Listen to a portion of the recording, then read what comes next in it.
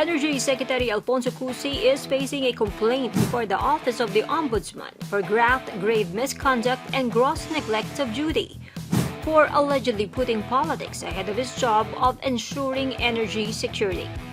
Cusi has been seen busy with his political party, PDP-Laban. The energy chief has been elected as party president during PDP-Laban's National Assembly, replacing Senator Manny Pacquiao. The complaint was filed by Power for People Coalition, San Lakas, and Philippine Movement for Climate Justice.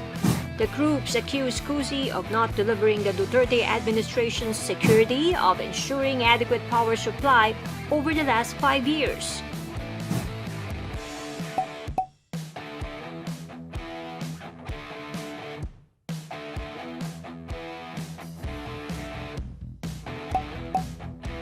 The complaint also sought to make Cusi liable for inefficiency and incompetence and conduct prejudicial to the best interest of service.